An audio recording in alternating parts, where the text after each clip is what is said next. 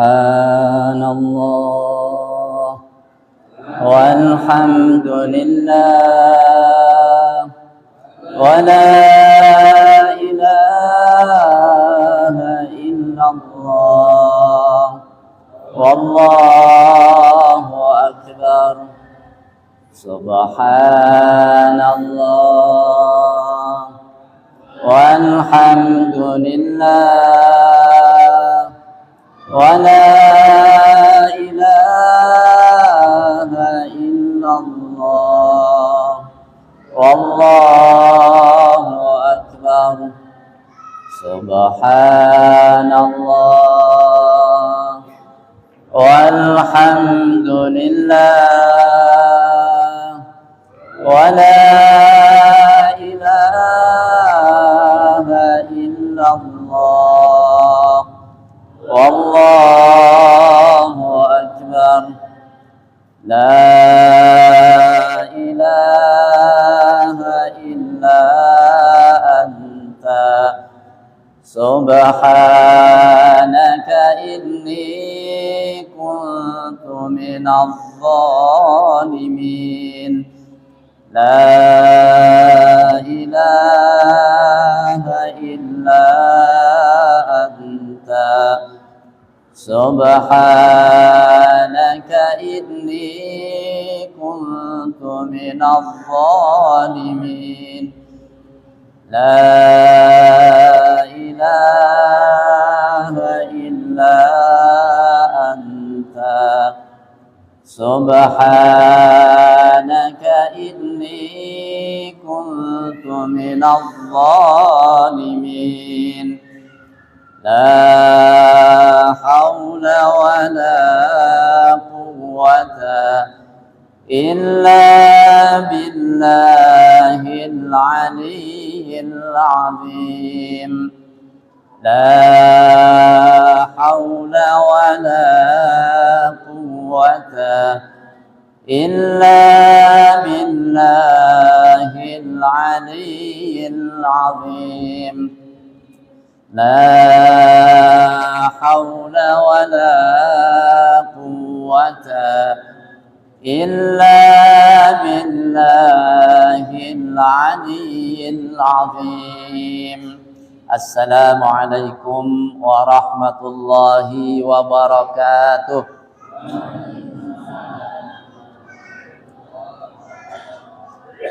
Bismillahirrahmanirrahim. Alhamdulillahi rabbil alamin wal aqibatu lil muttaqin wa la udwana illa 'alal zalimin. Asyhadu an la ilaha illallah al-malikul haqqul mubin wa asyhadu anna Muhammadar Rasulullah as-sadiqul wa'dil amin. Allahumma salli wa sallim ala sayyidina wa habibina Muhammad wa ala alihi wa ashabihi ajma'in. Amma ba'du. Allahumma inna nas'aluka ilman nafi'a wa rizqan tayyiba wa amalan mutaqabbala. Allahumma a'izzal islam wal muslimin wansuril mujahidin fi Filastin. Allahumma alayka bil yahudil mu'tadin. Allahumma ahsihim adada wa qtulhum badada fa innaka ala kulli syai'in qadir. Allahumma amin. Para sesepuh yang saya muliakan, segenap pengurus DKM Masjid Hayatul Iman yang saya hormati, segenap panitia yang telah menyiapkan segala sesuatunya untuk pengajian kita malam ini, para bapak dan para ibu, para remaja, anak-anak semuanya, kaum muslimin dan kaum muslimat yang sampai pesan ini kepada mereka, rahimakumullahu jami'an. Semoga kita selalu dalam penjagaan dan perlindungan Allah Subhanahu wa taala. Amin. Alhamdulillah, malam ini bertepatan dengan tanggal 17 Agustus tahun 2024 yang juga ulang tahun kemerdekaan Republik Indonesia yang ke-79. Ada yang lahir sebelum 45? Gak ada? Nah, ada, Masya Allah. Ini kebanyakan lahirnya setelah kemerdekaan semuanya. Ada. Masya Allah, berkah-berkah sebaik-baik orang. Khairun nas man tala umruhu wa hasuna amaluh. Sebaik-baik orang itu yang panjang umurnya, baik amalnya. Semoga dua-duanya dapat. Amin ya rabbal alamin. Dan semoga umur yang masih Allah berikan kepada kita menjadi umur yang bermanfaat, menjadi umur yang berkah, bertambah-tambah ke dalam kebaikan, dan saat nanti kita kembali kepada Allah dengan kematian, kita rehat dari segala macam keburukan. Amin ya rabbal alamin. Jemaah sekalian, malam ini kita akan lanjutkan kajian kita membaca kitab Hadis Arba'in yang ada di tangan para bapak dan ibu sekalian. Kita baca hadis yang ke-61 dibalik. Namanya juga hadisna arba'in, masa 61 ya. Hadis yang ke-16. Ya. Bulan kemarin kita bahas hadis yang ke-15, sekarang hadis yang ke-16.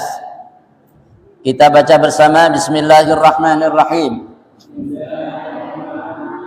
An Abi Hurairah radhiyallahu anhu anna rajulan qala lin nabiyyi sallallahu alaihi wasallam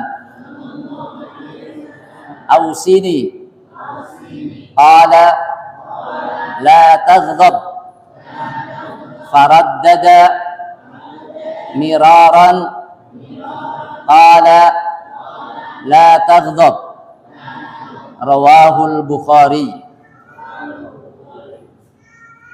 Sekarang kita artikan an dari. Bareng-bareng sekalian ya. Oke. An Abi Hurairah, dari Abu Hurairah radhiyallahu anhu, semoga Allah meridainya, anna, sesungguhnya, rajulan, seorang laki-laki, qala, berkata, lin nabiyyi, kepada Nabi sallallahu alaihi wasallam, ausini, berikanlah wasiat kepadaku. Qala, Nabi bersabda, la taghdab, jangan marah. Faraddada, lalu ia mengulang-ulang. Miraran, berkali-kali. Qala, Nabi bersabda, la taghdab, aja uring-uringan, jangan marah. Uring-uringan maningke, bahasa mana ke? La taghdab, jangan marah. Rawahul Bukhari, diriwayatkan oleh Imam Bukhari. Baik, arti secara keseluruhan dari Abu Hurairah radhiyallahu an. Siapa Abu Hurairah? Salah seorang dari sahabat Nabi. Kalau ditanya siapa sahabat Nabi yang paling banyak meriwayatkan hadis, jawabnya ini dia. Siapa? Abu Hurairah. Memang dia belakangan masuk Islam. 4 tahun terakhir dari kehidupan Nabi. Baru datang ke Madinah, bertemu Nabi. Tapi dia bisa mencetak prestasi yang tidak bisa dicetak oleh yang lain. Dia tidak termasuk orang awal masuk Islam. Tidak termasuk orang yang ikut dalam perang Badar, tak termasuk dalam perang Uhud dan yang lain-lain.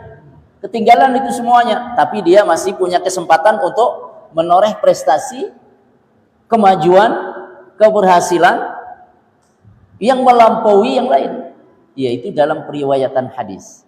Jadi sahabat Nabi yang paling banyak meriwayatkan hadis dari Nabi adalah Abu Hurairah radhiyallahu anhu. Para ulama mengatakan Abu Hurairah itu kayak bayangan.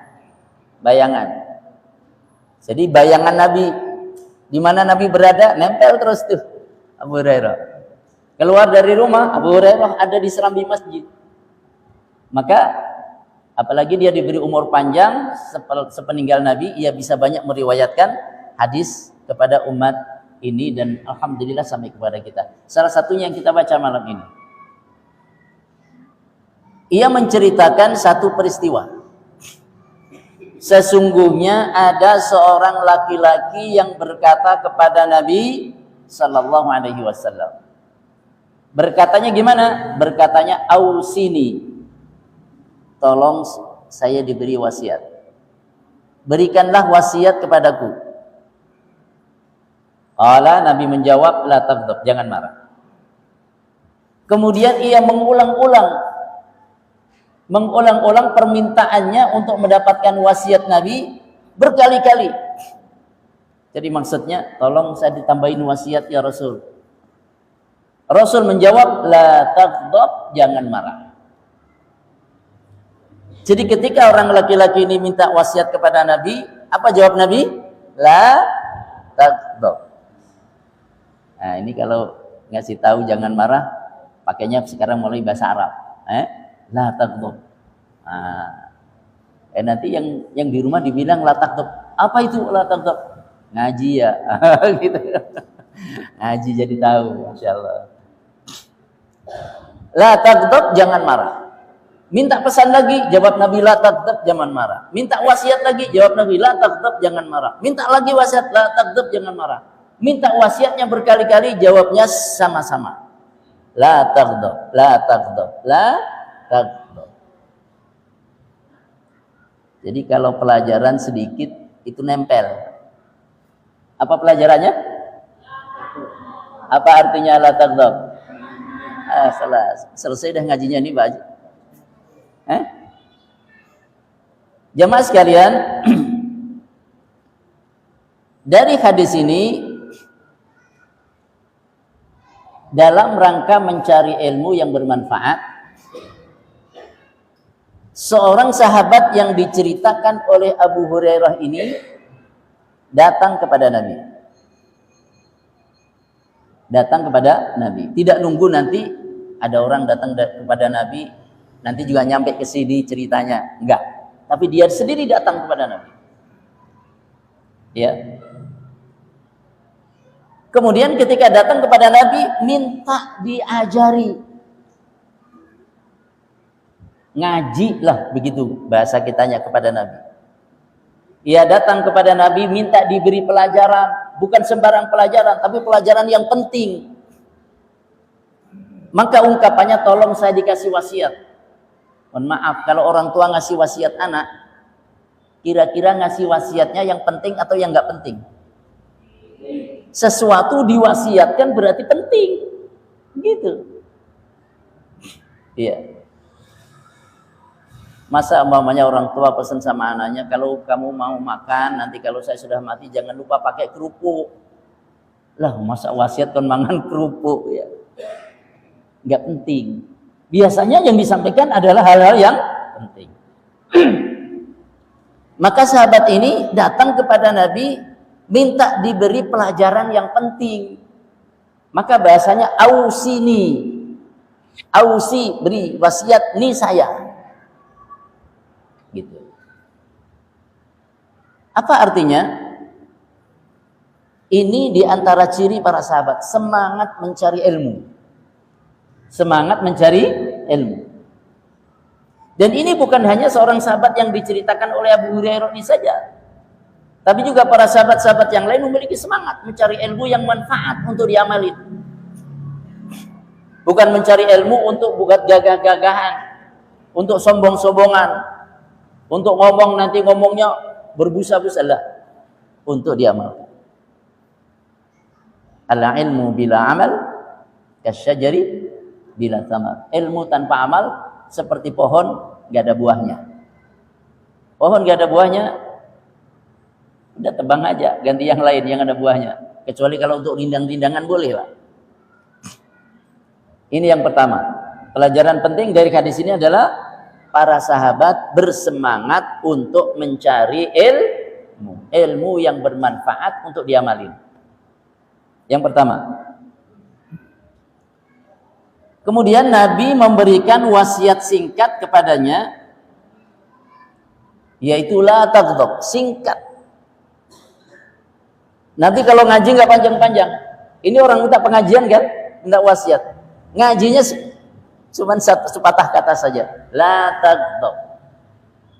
Wasiat Nabi pendek, tapi maknanya luas. Kadang-kadang kita kan ngomongnya banyak, isinya dikit, betul nggak? Panjang lebar, muter-muter segala macam, padahal intinya mah satu, sedikit. Kalau Nabi berbicara singkat, tapi maknanya padat, termasuk ini. La taghdab, jangan marah. Ya. Lalu apa artinya jangan marah? Masa orang nggak boleh marah? Ya. La taghdab, jangan marah, artinya pertama, jangan mudah marah. Dikit-dikit marah, dikit-dikit marah, dikit-dikit marah. Jangan. Ya. Jadi jangan jadi pemarah, tapi jadilah peramah. Jadi peramah. Jangan pemarah. Salah sedikit maafkanlah, kan gitu. Kalau kita jadi peramah, kawan banyak rezeki berapal ya? Rezeki mudah. Bang Roma dulu kan ya? Zaman dulu, udah lama. Jadi jangan mudah marah. Satu. Yang kedua, kalau engkau marah, jangan perturutkan. Jangan perturutkan. Jangan perturutkan amarah. Contohnya gimana? Orang sedang marah, pengennya kemudian teriak-teriak, caci maki, jangan diturutin.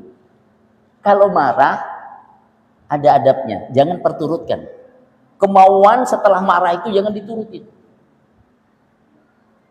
Apalagi kemudian banting meja. Gelas yang ada di nggak hebat itu, nggak hebat. Dikira kalau balik meja itu kuat, enggak, cemen. Apa cemen? Banting meja itu bukan orang kuat, itu orang KO. Maka kata Nabi, laisa syadidu bisur'ah, orang yang kuat itu bukan orang yang jago banting. Innama syadidu man yamliku nafsahu idza indal ghadab. Orang yang kuat itu adalah orang yang bisa mengendalikan dirinya ketika dia marah. Itu orang kuat. Jadi kalau orang marah tidak bisa mengendalikan diri, itu tandanya orang lemah. Nih. Jadi la taghdab artinya jangan mudah marah. Yang kedua, kalau kamu marah, jangan perturutkan tuntutan amarah itu. Lalu berbuat semau-maunya, jangan. Apa aja yang di depannya ditendang, lah jangan. Jangan perturutkan. Juga mengandung makna, sebisa mungkin kita berusaha untuk menghindari hal-hal yang menyebabkan kita marah. Atau ketika ada hal-hal yang memprovokasi untuk kita marah, sikapilah dengan sikap yang santun. Apa artinya santun? Bahasa Arabnya al-hilm. Al-hilmu itu tidak cepat marah. Maka salah satu di antara nama Allah apa? Al-Halim. Ada kan Al-Asmaul Husna? Al-Halim, yang maha penyantun. Apa artinya maha penyantun? Tak cepat marah. Coba kalau Allah cepat marah, kita maksiat langsung habis kita. Kalau Allah tidak penyantun, tidak menahan amarah Allah, maka setiap orang yang berbuat maksiat kemudian dihukum, nggak ada pengajian malam ini, habis semuanya, ustadznya juga nggak ada, udah gitu. Makanya ketika kita menghadapi hal-hal yang memancing kemarahan kita, sikapilah dengan sikap sabar, santun, tak cepat marah, tak mudah terprovokasi. Dan ini perlu latihan. As-sabru bitasabbur. Orang bisa sabar itu dengan berusaha menyabar-nyabarkan. Awalnya berat, tambah ringan, tambah ringan, tambah ringan, sampai kemudian menjadi penyabar, menjadi peramah, bukan pemarah. Jamaah sekalian, iya. Kemudian berikutnya dari hadis ini orang minta wasiat, minta pelajaran dari Nabi, kok dikasihnya jangan marah. Apakah setiap orang yang nanti datang kepada Nabi minta wasiat, dikasih wasiatnya juga jangan marah? Tidak. Artinya apa? Nabi memberikan pelajaran, memberikan wasiat kepada orang yang minta pelajaran, kepada orang yang minta wasiat kepada beliau sesuai dengan kondisi dan keadaan orang itu.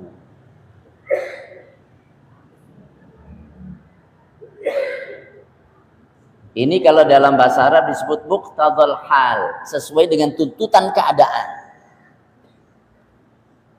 Orang yang datang kepada Nabi ini minta nasihat, minta wasiat.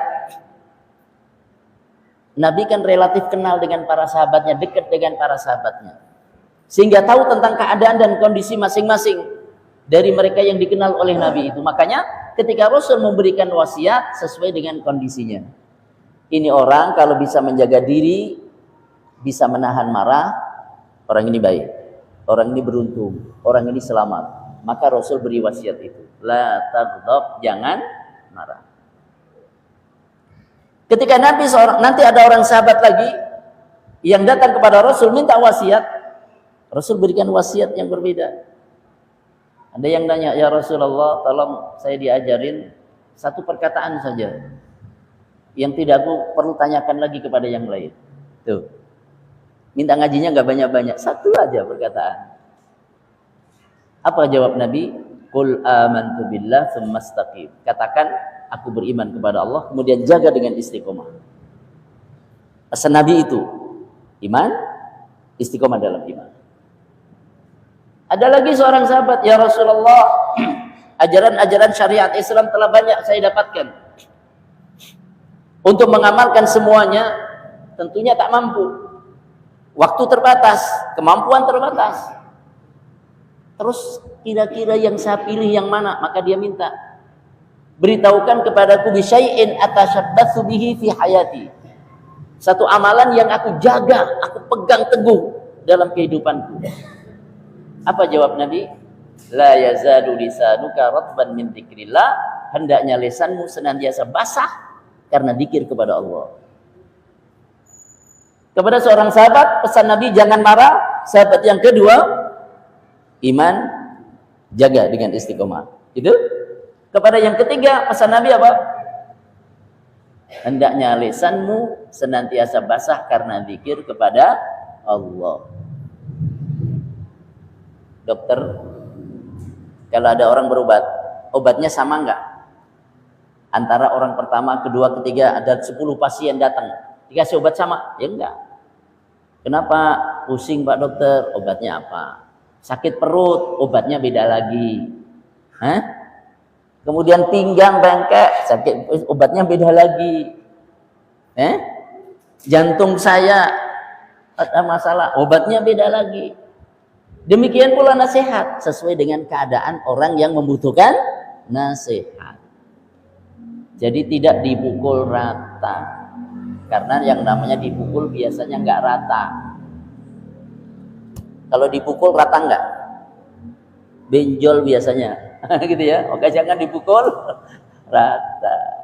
Jadi Nabi bijaksana memberi nasihat kepada sahabat sesuai dengan kebutuhannya, sesuai dengan keadaannya, sesuai dengan kondisinya, sehingga bermanfaat baginya.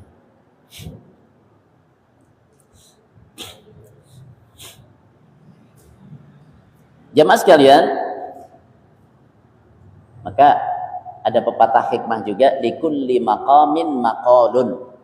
Likulli maqamin, untuk tiap-tiap keadaan, tiap-tiap kondisi, maqalun ada perkataannya. Jadi setiap momentum, setiap kondisi ada perkataannya. Ini lagi baca Quran bagus kan? Mau baca mana saja bagus. Mau baca Fatihah, mau baca ayat kursi, mau baca Alhaakumut Takatsur, mau baca yang lain.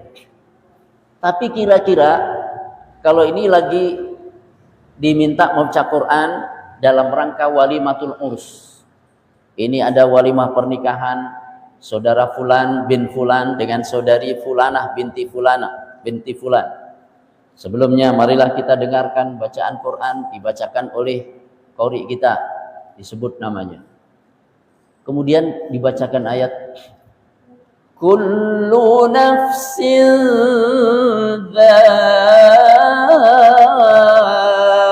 dha'iqatul maut. Tiap-tiap jiwa akan merasakan kematian. Lu ngantet. Ayatnya ayat kematian. Salahkah ayatnya? Enggak salah. Cuman menerapkannya yang kagak pas.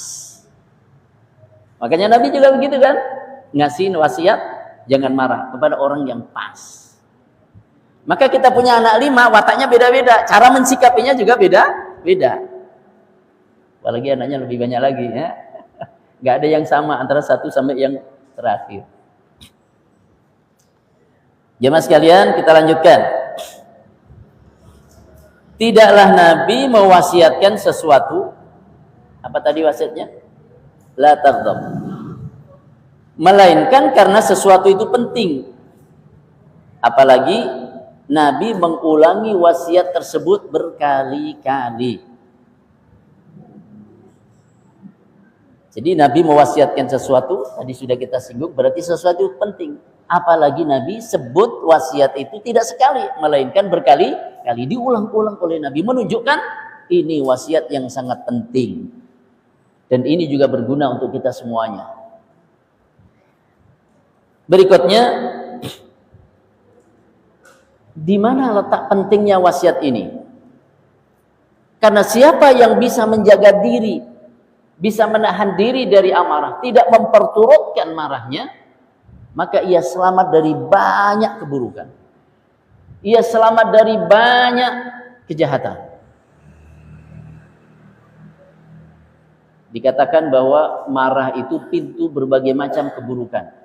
Babus syurur, pintu berbagai macam keburukan. Dan kita berlindung kepada Allah dari segala macam keburukan itu. Makanya tutup pintu marah ini. Jangan mudah marah.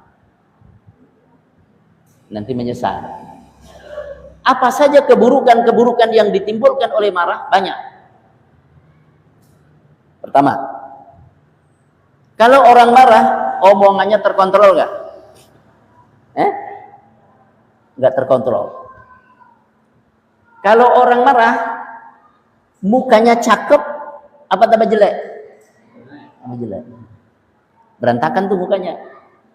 Tadinya udah cantik, tadinya ganteng, marah, jadi nggak karuan. Kacau tuh muka. Jadi kalau orang marah, kata-katanya nggak terkontrol, bisa caci maki, bisa ngumpat-ngumpat, bisa melaknat, bisa mengutuk macam-macam. Marah ini gara-gara marah. Yang boleh jadi kata-kata itu nanti melukai hati orang lain. Hati orang lain di luar kita, boleh jadi itu anak kita, boleh jadi istri kita, boleh jadi suami kita, boleh jadi tetangga kita. Akibatnya apa? Hubungan jadi retak. Tuh. Karena kata-kata yang buruk terhadap orang yang dimarahi, hubungan jadi retak. Karena hubungan retak, suasana tak nyaman. Apalagi satu rumah. Gara-gara marah. Dan ketika orang marah, ini berdasarkan penelitian para dokter, para ahli kesehatan, kalau orang itu marah, maka daya tahan tubuhnya itu menurun drastis. Daya tahan tubuhnya ringkih, rentan, turun drastis daya tahan tubuhnya ketika orang marah. Karena daya tahan tubuhnya itu rentan, mudah terserang penyakit. Maka siapa yang sayang kepada jiwanya, pada dirinya, ya, dan ingin memiliki ketahanan tubuh yang baik, tidak rentan ketahanan tubuhnya ini, jangan suka marah. Semakin orang sering marah, semakin rentan ketahanan tubuhnya. mudah menjadi berbagai macam, menjadi sarang berbagai macam penyakit.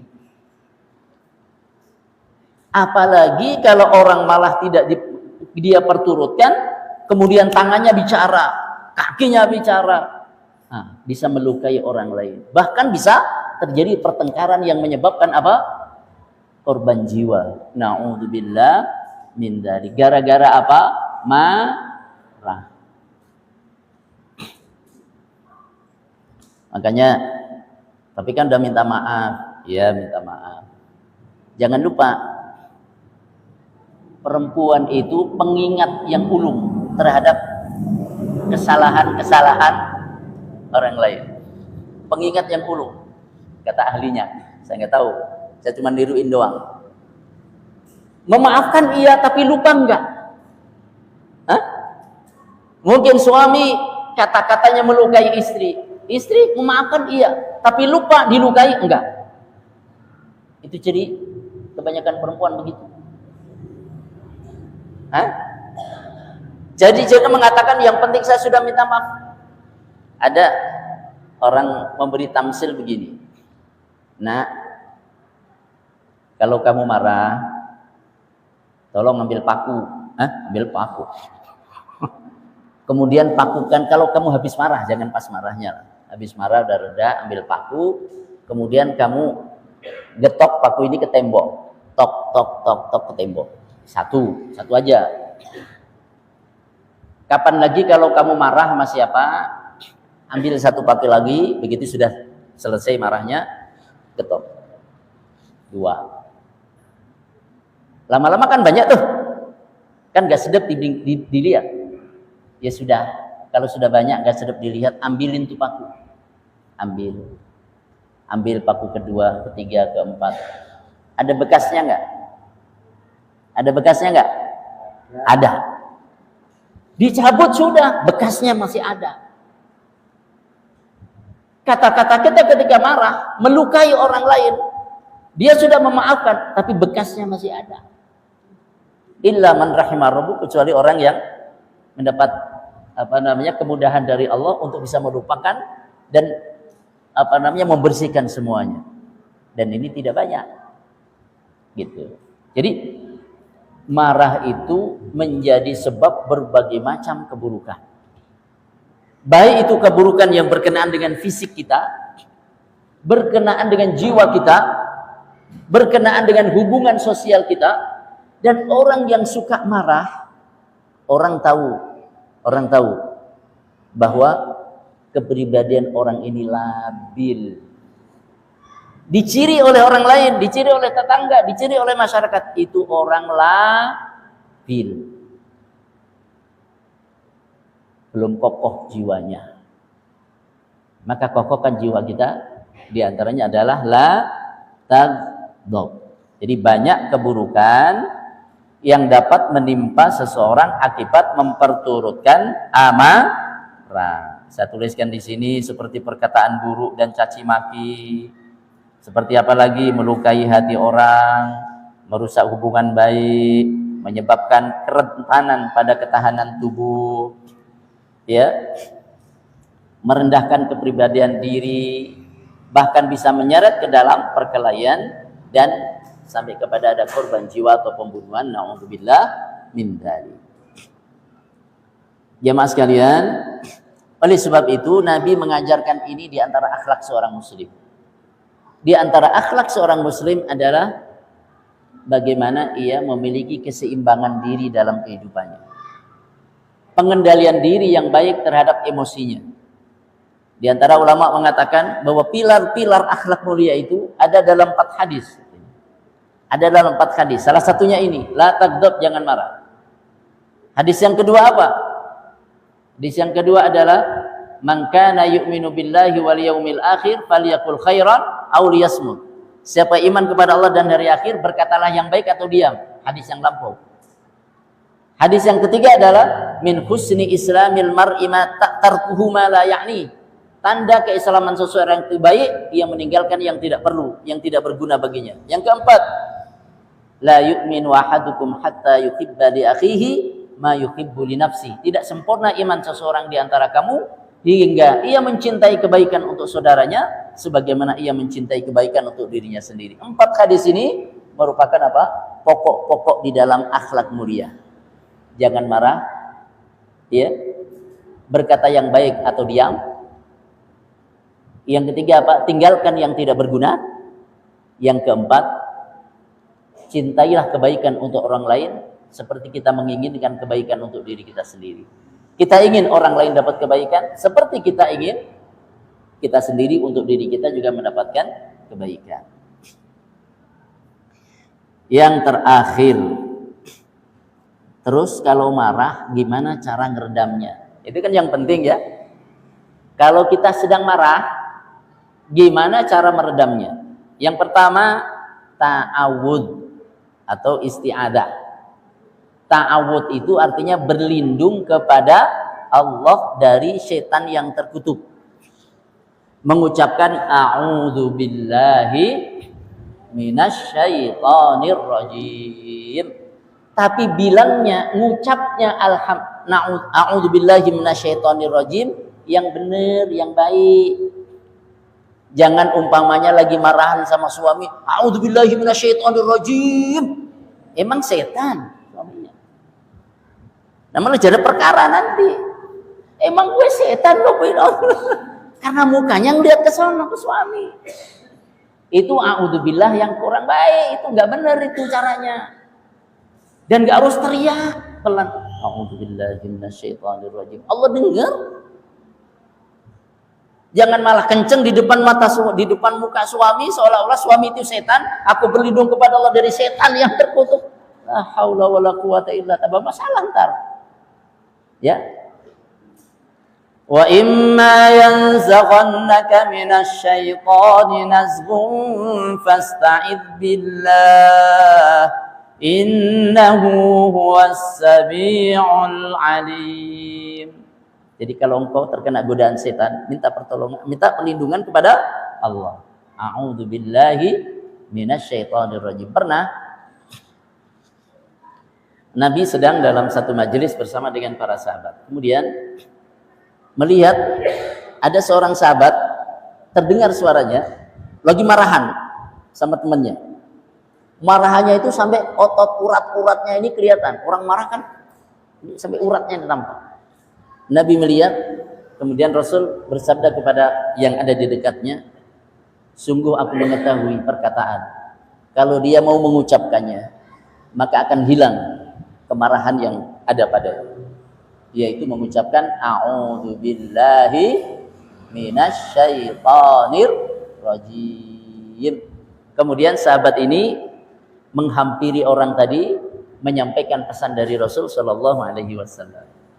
Ini yang pertama, membaca ta'awud a'udzu billahi minasyaitonir rajim. Pelan-pelan saja. Enggak usah kenceng-kenceng. Yang kedua,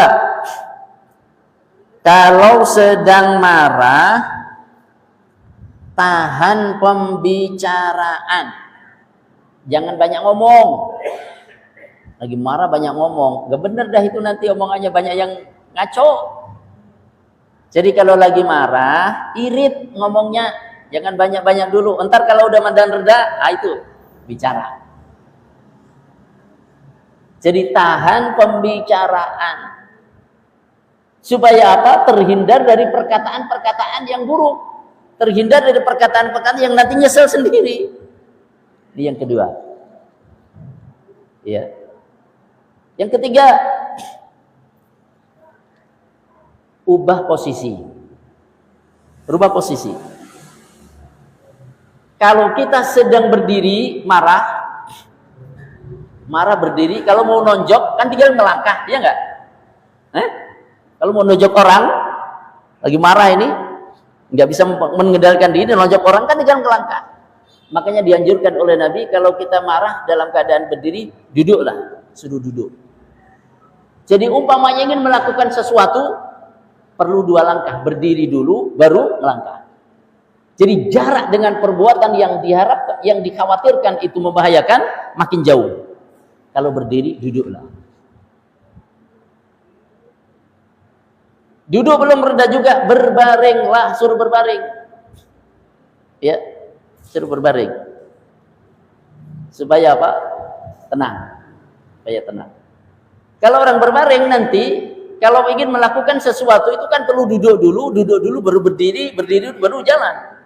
Makin jauh dari perbuatan yang dikhawatirkan itu nanti tidak diinginkannya. Jadi rubah posisi, kalau sedang berdiri duduk. Kalau sedang duduk berbaring. Jangan malah berdiri begitu marah jalan. Oh, kacau dah itu. Begitu marah nyamperin. Yang sono nyamperin juga, jadi itu. Berantem. Gitu. Yang ketiga, yang keempat, wudu. Apa? Wudu. Berwudu.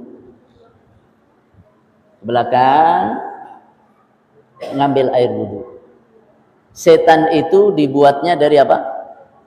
Dari api. Api itu panas. Maka lawanlah dengan wudu, dengan air. Bukan kemudian ngadem nyelam, enggak. Wudu, adem lahir batin. Ya, itu tuntunan dari Nabi kita Muhammad sallallahu alaihi wasallam.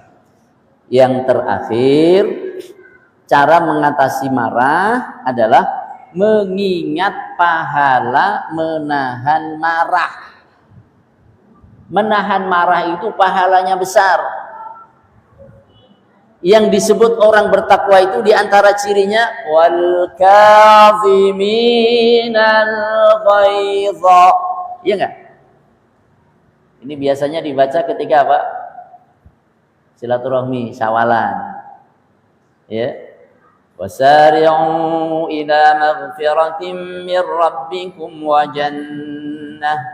jannatin 'arduha as-samawati wal ardu 'iddat lil muttaqin alladzina yunfiquna fis sarra'i wad dharra'i wal kadhimina al-ghaidha wal 'afina 'anil nas wallahu yuhibbul muhsinin. Di antara sifat orang bertakwa yang Allah sudah siapkan ready stock, Allah sudah siapkan surga kepada mereka, untuk mereka, di antara sifatnya adalah wal kadhiminal ghaidha, orang yang menahan marah. Menahan marah itu bukan mendendam, bukan memendam amarah, bukan. Memendam itu artinya suatu ketika mau dimunculin, itu mendam. Tapi kalau menahan, dia berpikir menahan marah itu pahalanya besar. Udahlah, masalah kecil nggak usah diladeni, nanti malah jadi masalah besar. Seringkali orang jatuh bukan karena nabrak batu gede segede rumah, tapi orang jatuh karena batu kecil, betul nggak? Nah, jadi jarang orang terbentur dengan batu besar. Seringnya orang jatuh karena batu-batu kecil. Makanya ingat, pahala menahan marah itu besar. Sekaligus mengetahui bahaya marah. Menahan marah pahalanya besar, memperturutkan marah bahayanya besar. Dengan begitu mikir, hati-hati, sehingga dia bisa menahan diri dari marah. Ada dalam satu perjalanan orang-orang saleh, ada seorang tuan, dia punya sahaya, punya budak. Budaknya itu mengambilkan minuman atau makanan di bejana yang terbuat dari pecah belah lah, yang bisa pecah. Ya. Begitu diambilkan sampai di depan tuannya, jatuh. Pertama jatuh itu kena kakinya berdarah. Yang kedua tumpah, kan mau diminum, tumpah. Yang ketiga pecah. Diapain kira-kira? Suruh ngambilin minum, dibawain, semua di depannya, jatuh, kena kaki yang diambilin minum itu. Kakinya luka, berdarah, minumannya tumpah, berarti gak minum, tempatnya pecah. mau marah ini. Sahayanya apal ayat tadi, dibacain tuh sama dia. Wal kadhiminal ghaidha. Orang bertakwa itu orang yang menahan marah. Dan tuanya juga orang ngerti, orang berilmu. Ya, kadzamtu ghaidhi. Ya, saya tahan marah saya. Artinya saya nggak marah sama kamu. Sama Sahaya tadi, pembantunya tadi. Sahaya, ini budak. Lanjutin ayatnya. Wal-'afina 'anil nas. Orang bertakwa itu memaafkan orang lain. Ya deh, aku maafkan kau. Afau itu angka. Inti saya maafin. Enggak dimarahin. Yang kedua dimaafin. Pinter ini, lanjutin ayatnya. Wallahu yuhibbul muhsinin. Wallahu, dan Allah yuhibbu, mencintai al-muhsinin, orang-orang yang berbuat baik. Maka tuanya ini ingin berbuat baik juga.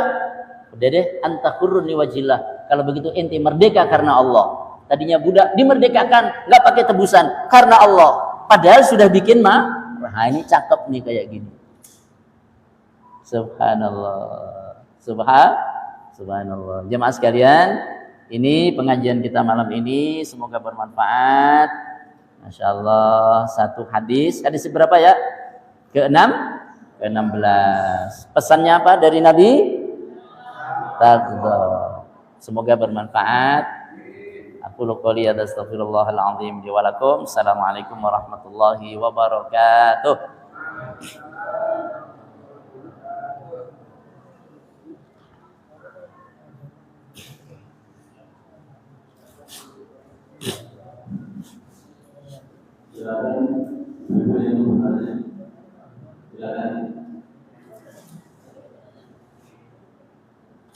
Biasanya ibu-ibu rajin bertanya. Silakan. Masya Allah.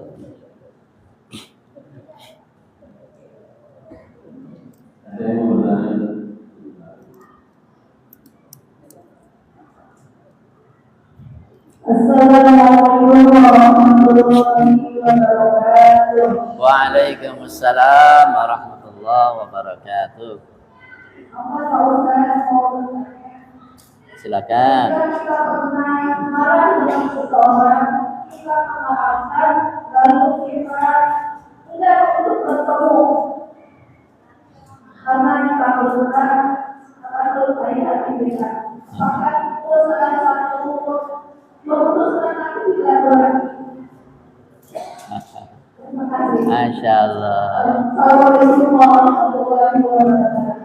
Waalaikumsalam warahmatullahi. Nah, itu tadi benar berarti ya, pengingat ulang loh ibu itu.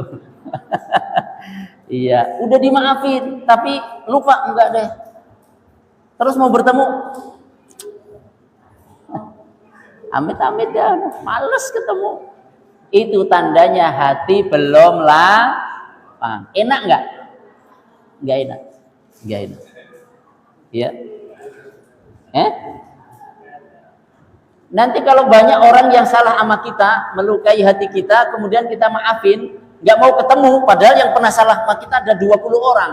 20 orang itu tetangga kanan, kiri, depan, belakang. Kita nggak mau ketemu siapa? Nyusahin diri sendiri, ya. Maafin aja. Sedekah Bu, sedekah. Sedekah apa? Sedekah maaf. Dulu di masa Nabi, orang-orang itu waktu perang Tabuk, Nabi memobilisir semua potensi yang ada. Ya. Jadi semua laki-laki yang dewasa selain yang diberi tugas khusus tetap di Madinah ikut serta. Dan Rasul mengajak para sahabat untuk berinfak besar-besaran dalam rangka untuk perjalanan menuju Tabuk ini. Ada orang yang duit kagak ada, ya, mau ikut membiayai perjalanan perang Tabuk, gak ada yang bisa dia sumbangkan. Malam-malam nangis dia. Ya Allah, ya Allah, ya Allah. Para sahabat yang lain bisa menyumbangkan. Utsman bin Affan menyumbangkan banyak. Abdurrahman bin Auf menyumbangkan banyak. Saya tidak ada yang bisa saya sumbangkan ya Allah berupa materi. Maka saya sedekahkan ya Allah semua orang yang pernah berbuat salah kepada saya maafkan kesalahannya mereka ya Allah, dan jadikan itu sebagai sedekah saya untuk mereka. Sedekah, memaafkan itu sedekah. Pagi-pagi ketemu Nabi orang ini. Ketemu Nabi orang ini. Nabi menyampaikan apresiasi, Allah senang dengan sedekah yang kamu berikan tadi malam. Dari mana Nabi tahu? Wahyu dari Allah Subhanahu wa ta'ala. Tambah sedekah, insyaallah maafin, jalin hubungan baik. Tidak halal bagi seorang muslim mendiamkan saudaranya lebih dari 3 hari. Kalau 2 hari, ya silakan. Masih begini rasanya, gitu masih 2 hari, silakan. Islam itu realistis. Sehari kok suruh baikan? Enggak dah. Enggak. 2 hari suruh baikan, masih kesel gue. Gitu. Begitu sudah 3 hari, iya masih kesel. Tapi jamnya udah mau habis ini. Habis 3 hari ini. Kata Nabi nggak boleh lebih dari 3 hari. Ya sudah deh. Kalau begitu yang lebih baik yang mana? Kalau ketemu berpaling, ini ketemu berpaling, sana masuk gang, sini mau masuk juga nggak jadi, cari gang yang lain. Kata Nabi, wa khairuhum alladhi yabda'u bisalam. Yang lebih baik di antara 2 orang itu adalah yang memulai salam. Yang lebih baik yang memulai salam, memecah kebekuan. Tapi kata nafsu, yang paling baik yang bertahan. Emang lu siapa? Gue siapa? Itu kata nafsu. Tapi kata Nabi, yang lebih baik yang memulai salam. Itu tandanya memiliki kelapangan jiwa. Latihan bareng-bareng dah. Kita juga ngalamin yang kayak gitu ya. Tapi bismillah, coba deketi, tegur, assalamualaikum, pahala lebih besar daripada yang menunggu. Gitu Bu. Barakallahu fikum.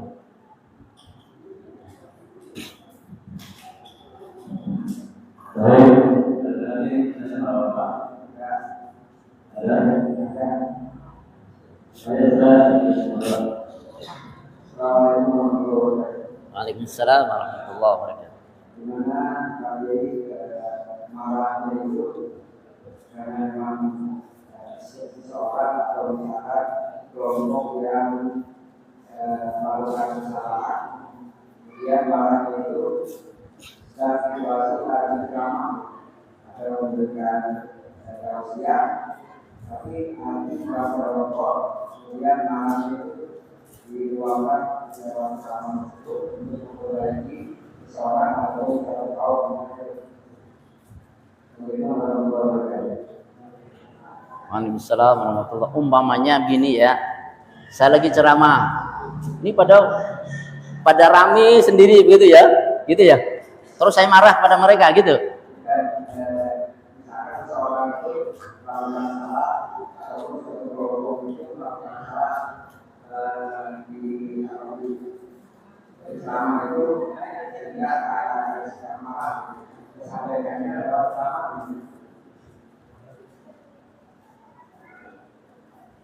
Bisa dibantu, dijelaskan? Suaranya agak memantul.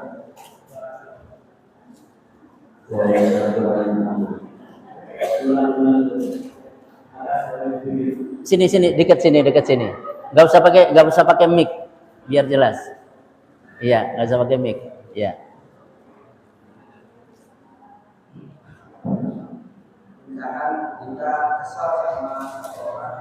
Kita kesel sama seseorang. Terus melakukan kesalahan. Ya, terus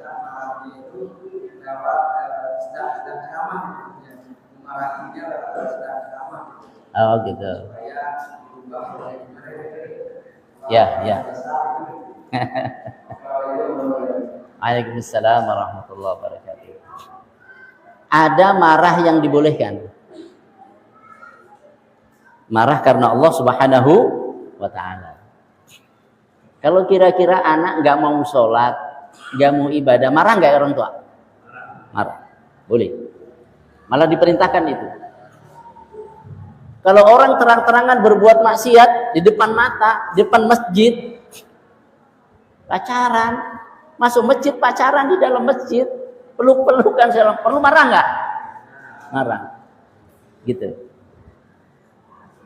Dan Rasul Shallallahu Alaihi Wasallam kalau marah itu karena Allah Subhanahu Wa Taala. Kalau ada aturan Allah yang dilanggar, disitulah beliau marah. Hanya saja ketika marah itu juga ada fikihnya, fikhul ghadab, fikih marah. Ya. Perlu memperhitungkan tentang dampaknya apa. Pada dasarnya bahwa penyimpangan harus diluruskan, betul, harus. Meluruskannya apakah dengan cara marah atau dengan cara persuasi, itu pilihan. Gitu? Orang melakukan kesalahan, ketika kita sampaikan dengan cara marah, dia malah semakin sombong. Ada nggak yang kayak gitu? Ada.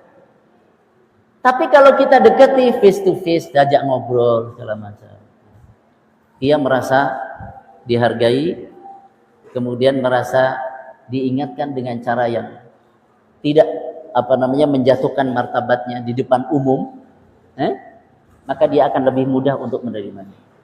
Jadi marah juga itu perlu ditempatkan sesuai dengan porsinya. Jadi kita bisa pakai pendekatan lembut, bisa juga dengan marah. Yang kita pikirkan adalah mana yang lebih tepat, bukan hanya boleh tidaknya, mana yang lebih pas. Kalau yang lebih pasnya adalah marah, semikian marah itu, dan itu akan membuat mereka memperbaiki diri menurut prediksi kita. Tapi kalau yang lebih baik itu adalah pendekatan persuasi dengan kelembutan, maka pilihlah pendekatan yang kedua ini. Jadi terus mana yang dipakai sesuai dengan kondisi tadi.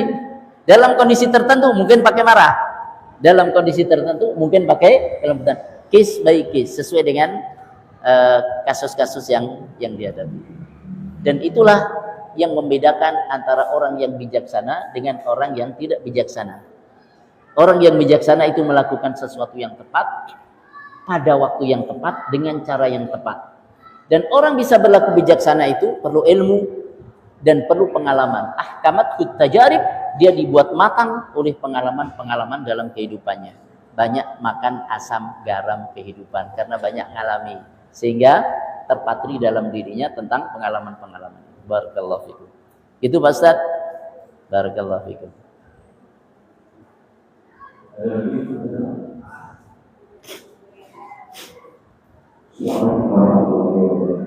Waalaikumsalam warahmatullahi wabarakatuh.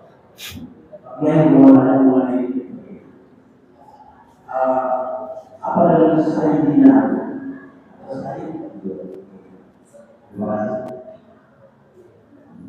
Apa?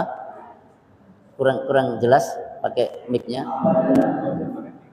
Enggak usah, Pak.